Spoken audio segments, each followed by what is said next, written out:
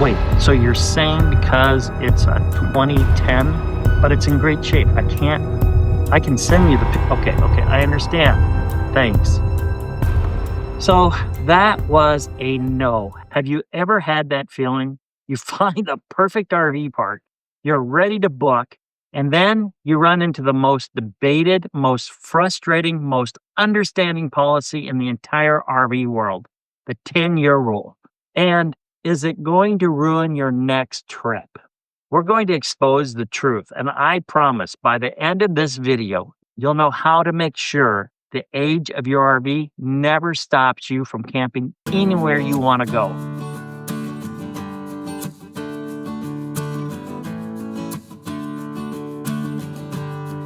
Hey everyone, I'm John. And I am Rhonda. And this is our new front porch, the place where we have real conversations about the RV life. So that phone call you just saw was a little bit like trying to act, but it was based on a very real fear we had when we first started. You go online and you see this explosion of chatter, YouTube videos, forum posts, Facebook groups. Everyone is talking about the 10-year rule. It is this idea that RV parks will turn you away if your rig is more than a decade old. And it feels like this big scary monster hiding under the bed. But then you talk to people on the road, people who have been doing this for years, and they say they've never had a problem. It's a huge disconnect, and it causes tons of anxiety, especially if you own or you want to buy an older RV. So today, we're going to investigate this report. We are cutting through all the noise to give you the facts. All right, let's define our terms. The 10-year rule is a private business policy. This is the most important part. It's not the law. This means you will never find it at a national park or a state park and an Army Corps of Engineers campground or even a BLM land. If you primarily camp at public campgrounds, you can probably stop worrying right now. But it is real at some privately owned RV parks and resorts. It is a discretionary rule that says they can refuse service to RVs older than 10 years. But there is almost always a secret back door to the rule. It's in the fine print that says, and all RVs must be in good condition at management's discretion. That little phrase is the key, is what turns a hard rule into a flexible guideline. It's not really about the year, it's about how your rig looks. So why would a park turn away paying customers? The easy answer you hear online is snobbiness. And yeah, for some high-end luxury resorts, it's probably part of it. They're selling a resort experience and they want all the coaches to look shiny and new. But that is not the real story. The number one reason for this rule is not snobbery, it is risk management. It's all about money and liability. Think about it from the park owner's perspective. Risk one, property damage. An older, poorly maintained rig is more likely to have problems. Oil leaks that stain a brand new $5,000 concrete pad, faulty wiring that could cause a fire and burn down half the park, a leaky sewer hose that creates a disgusting mess.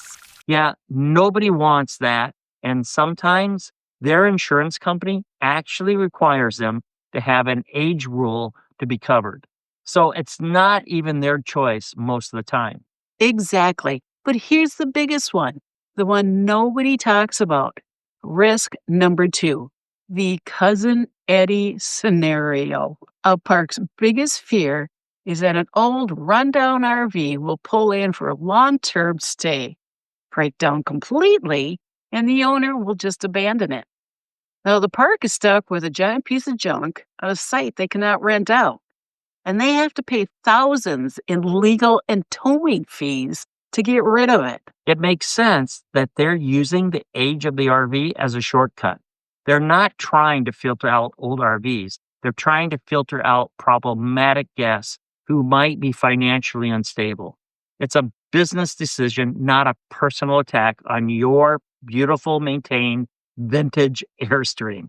Okay, so if you're worried about this, let's map it out. The rule is concentrated in a very specific place. You're most likely to see it in snowbird hotspots, Florida, Arizona, and parts of California. And you'll see it almost exclusively at places that call themselves luxury RV resorts. To make it super simple, we broke it down, the campground pyramid. Top tier, high end likelihood, luxury RV resorts, Florida, Arizona, California. Mid tier, medium likelihood. Some KOAs, encore resorts, but very flexible. And the bottom tier, no likelihood, independent, private parks, family fun parks. And finally, the foundation, zero likelihood, state parks, national parks, BLM land. The bottom line is the vast majority of the campgrounds in America do not have this rule. Okay, this is the most important part of this video. This is the aha moment. How do you, the owner of a fantastic RV that happens to be 12 to 15 or even 25 years old, make this rule a non-issue? You need a rig resume. This is just a cute name we have for it. It's just a folder on your phone with 4 or 5 great, recent, well-lit photos of your RV. All 4 sides, show it off, and after it's been washed and waxed. All right, step 1, always, and always call ahead. Don't just book online. Get a person on the phone. Your script is simple and confident. Hi, I'm interested in a site. My rig is a 2010 blah, blah, blah. It's an excellent condition. Do you have an RV age policy I should be aware of? If they say yes, you immediately go to step 2, the photo appeal. Great, I completely understand. Can I text or email you a few recent photos? I am very proud of how we've maintained it. 99% of the time, this is the magic key. The moment they see a clean, well cared for rig with no peeling decals or visible damage, they will say, no problem at all. Looks great. See you next week. And the secret weapon? If you have a classic or vintage restored RV, an Airstream, an Avion, a cool retro trailer, make sure you say that. They do not see that as an old rig. They see that as cool. You will almost never get turned away. Step 3, vote with your dollars. If a park is rude or has a strict, inflexible policy, just say, okay, thank you for your time and hang up. Take your business to one of the thousands of other parks that will be happy to have you. Supporting parks with exclusive policies is good for the whole community. So, as you can see, the 10-year rule is real, but it's a manageable hurdle, not a roadblock. It's a tool used by small segments of the park for business. And for a prepared RVer, it's easy to navigate.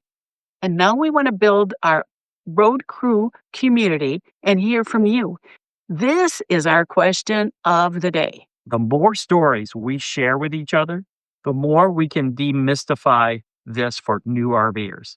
Let's help each other out with real-world experiences. That's all for this one. We hope this investigation report cleared things up and gave you the confidence to hit the road. No matter how old your rig is, do us a huge favor and click that like button. It tells YouTube that we're doing a great job and helps other RVers find our channel. Our philosophy here is simple. Adventure is calling. And if you have not already subscribed, hit subscribe and ring the bell so you don't miss our next adventure.